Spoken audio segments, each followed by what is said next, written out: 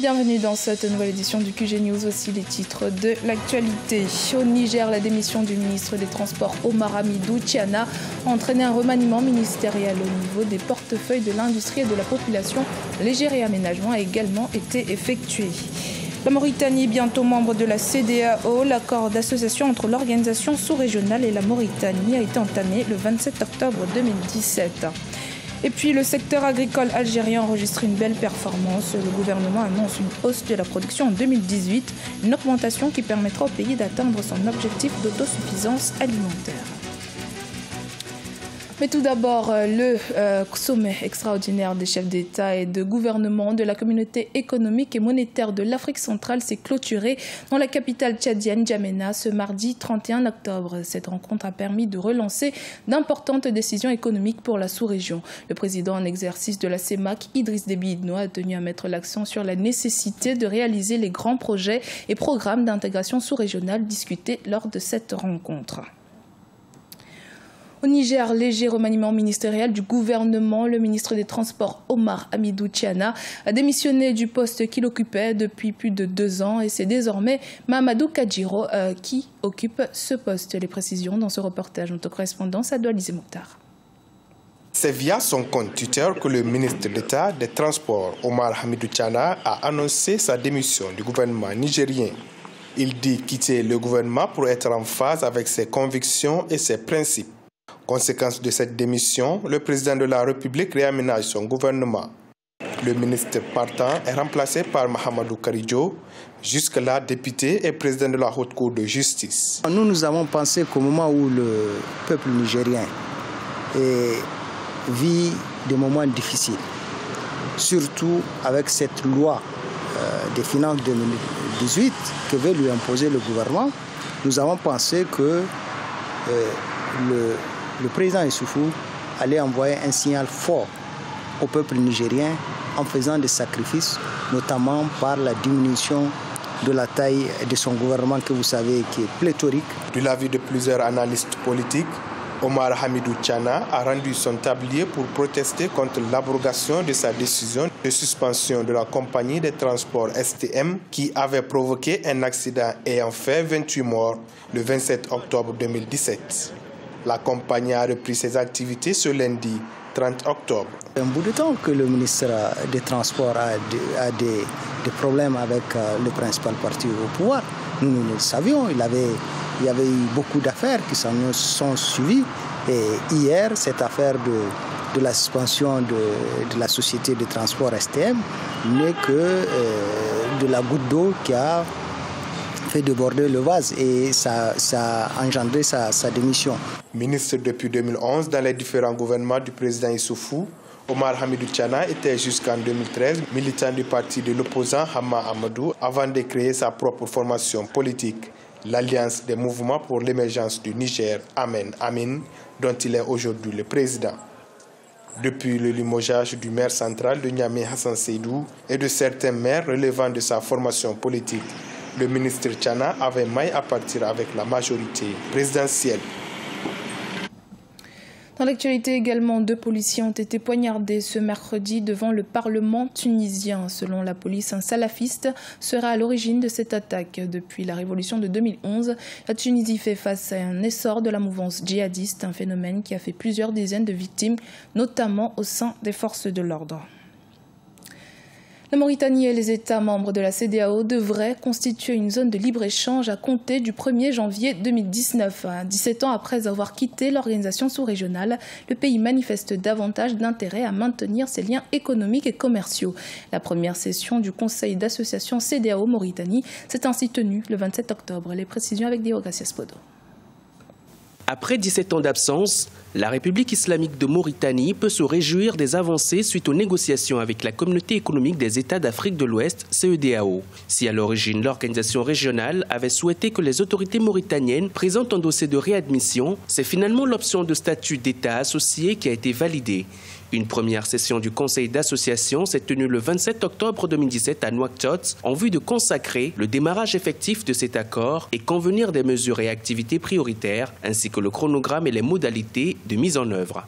Je pense que lorsqu'un pays décide rompre ou de renouer son appartenance avec une organisation intergouvernementale et en particulier une organisation d'intégration régionale, ça veut dire qu'il y a une décision qui est mue par des calculs à la fois politiques, économiques et stratégiques. Donc la lecture que l'on peut faire, c'est davantage parce que l'intégration régionale en Afrique avance. La zone CEDEAO est une des zones phares en termes d'intégration et c'est normal que ça devienne un espace de sens, mais aussi un espace attractif du point de vue économique.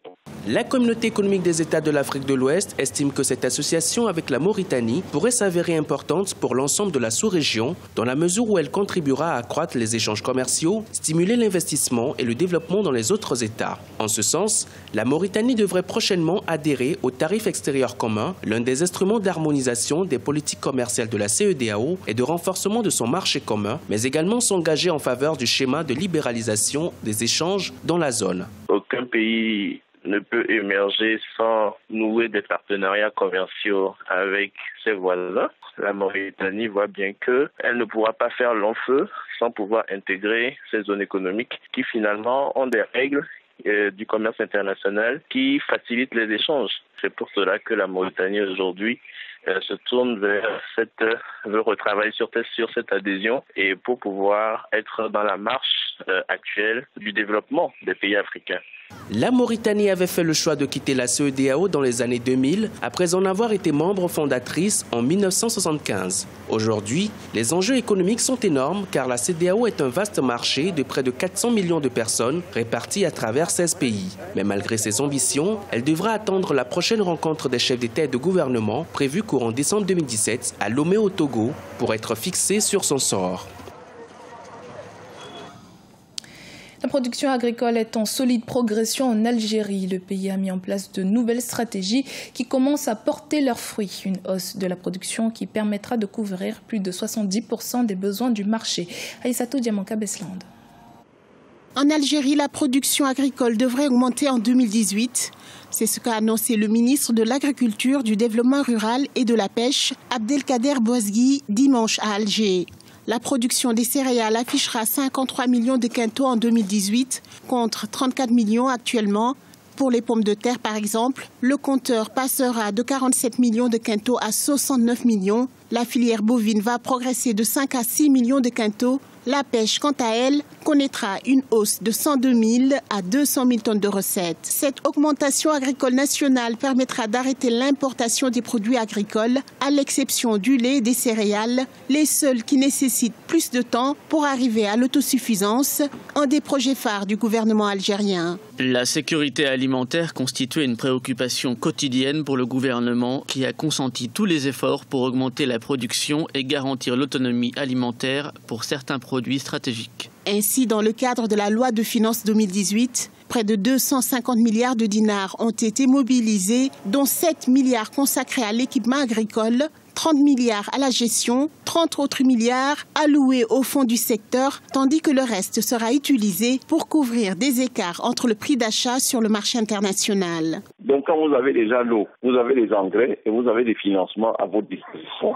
Et bien plus, l'Algérie a sa monnaie qui s'appelle le dinar, je ne vous apprends rien. L'Algérie est dans le top 5 des pays les plus vastes d'Afrique, plus d'1 million de kilomètres carrés. Vous avez des populations laborieuses, vous avez également les engrais avec vous, vous avez tout le package nécessaire pour pouvoir faire de votre agriculture un modèle au niveau mondial. À noter que la production agricole actuelle couvre 70% des besoins du marché local. Une hausse de la production agricole dans le pays en 2018 favorisera le développement des activités relatives à la transformation, le stockage, mais aussi facilitera le renforcement des systèmes de distribution. Le numérique impacte le marché du livre en République démocratique du Congo. Cependant, cette avancée technologique affecte négativement les maisons d'édition locales. Seules quelques-unes sont encore en activité. Reportage de notre correspondant Jacques Amboka. En République démocratique du Congo, le marché du livre est une activité qui tourne au ralenti. Plusieurs facteurs expliquent cette situation, notamment l'avènement de la technologie numérique qui est aujourd'hui à la mode. Si les maisons d'édition et les librairies sont devenues rares, les publications d'écrivains congolais n'ont pas baissé. L'on enregistre plusieurs livres publiés localement ou à l'étranger, et c'est là, bien que les ventes ne soient généralement pas satisfaisantes. On n'a jamais vu autant de livres écrits par des Congolais. Les Congolais écrivent beaucoup. Bon, peut-être ces livres sont vendus à 50 ou bien 100 et tout ça, mais pas peut-être à 1 million comme ailleurs. Mais c'est déjà quelque chose. La situation qu'on déplore provient du fait que le pouvoir d'achat est très faible. Si vous devez vendre un livre à l'équivalent de $20 ou bien 20 €, c'est déjà beaucoup. À Kinshasa, quelques rares maisons d'édition sont encore en activité, parmi lesquelles les éditions Saint-Paul de l'Église catholique, le Centre protestant d'édition et de diffusion, l'Afrique Édition d'une filiale belge et les éditions L'Harmattan. Le coût minimum du livre dans les 2 dernières éditions citées tourne autour de 20 €.